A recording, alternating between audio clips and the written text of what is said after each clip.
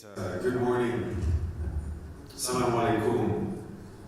Mesdames, Messieurs, bonjour. Et au Maroc, merci pour cet accueil chaleureux. Bienvenue à la table ronde pour l'Afrique et Orient de l'UNEP. Nous sommes ravis d'être ici à Marrakech. Nous attendons avec impatience 2 journées très productives sur comment nous pouvons faire progresser les finances durables au niveau de la région. Merci et shukran. Hello, my name is Usher. I'm head of UNEP. It's a great honor to welcome you for the UNEP Regional Roundtable for Africa and the Middle East. We're super excited to be here in Marrakech, and I'm looking forward to 2 very productive days. The continent is ready for accelerating development, as you know well, although facing severe challenges due to climate change, biodiversity loss, to pollution, extreme weather events such as droughts, floods, and heat waves are becoming more frequent and intense. At the same time, parts of the region are some of the most water scarce in the world, exacerbated each year by changing climate. This affects agriculture, health, and daily life, and could reduce crop yields by up to 50% by 2050, jeopardizing food security for many millions. But the region has shown great resilience and adaptability, emerging as a leader on many fronts. Over the past few years, we've witnessed some of the great progress within the finance industry. Financial institutions, governments, and corporate leaders have increasingly recognized the importance of integrating sustainability considerations into their core operations and investment decisions. This shift is not just a trend, it's a fundamental transformation that aligns financial flows with sustainability objectives and real economic resilience and growth. Morocco especially stands out as a leader, particularly in the energy and financial sectors. The country has made some really significant strides in renewable energy.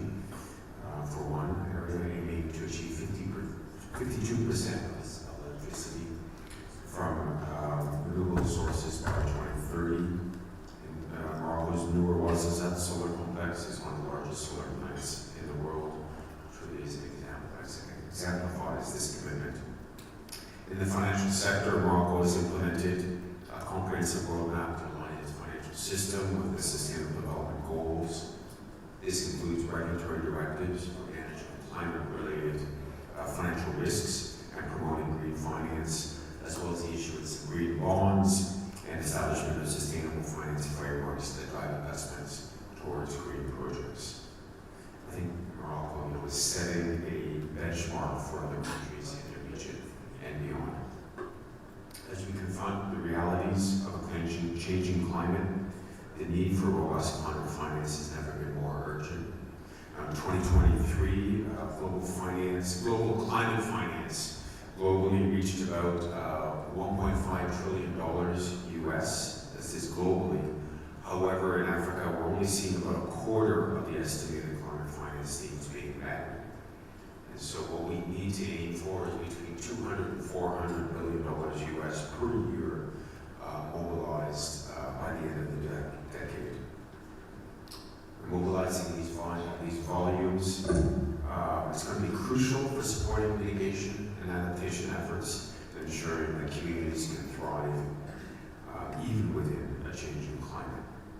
Of course, scaling up adaptation finance is going to have to be a cornerstone for a region particularly vulnerable to the impacts of climate change. This is going to require substantial investments to build resilience in infrastructure, agriculture, and water management systems. Effective regulation and policies are certainly going to be essential. Governments need to establish the enabling conditions that incentivizes the right sort of investments while removing barriers to their adoption. This includes promoting transparency, accountability, and the long-term thinking in financial markets.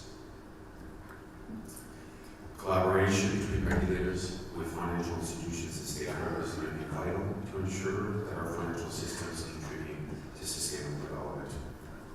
Regional collaboration will also certainly be very important. The African Union's Agenda 2063 and the Middle East Green Initiative are prime examples of regional collaboration.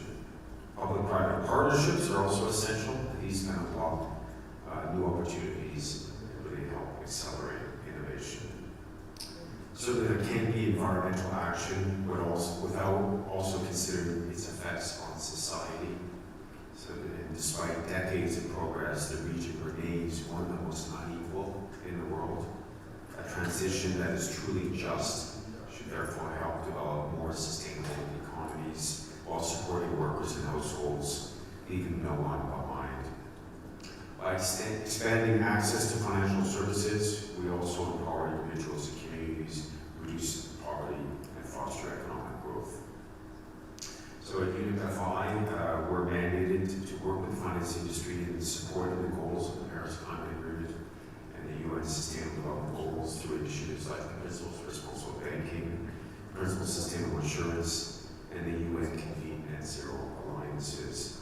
In Africa and the Middle East alone, we've seen some really good progress in recent years. Today we have 60 UNEP FI members and 29 supporting institutions across the region. 40 banks are signatories to the Principles for Responsible Banking, while 4 are members of the Net Zero Banking Alliance. 18 insurers are also signatories to the Principles for Sustainable Insurance. We've also been supporting banks with their climate mitigation journey, which is a program focused on supporting banks to be moving on, making progress in mitigation efforts, as well as in developing approaches to climate adaptation finance.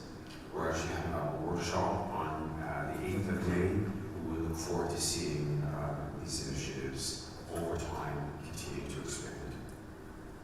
Countries in the region have been making some significant progress. Several have already made climate emission reduction targets, and some have even made commitments to net zero.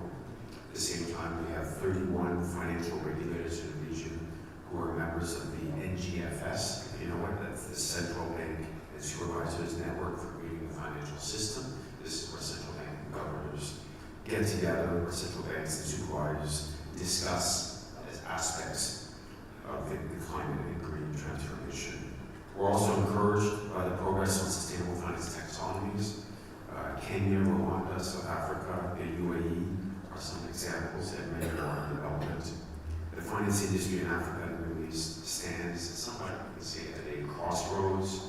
It can move economies from risk to resilience and drive inclusive green growth, but this can only be achieved by aligning financial flows with global sustainability goals. I would like to thank our sponsors, without whom this event would not have been possible.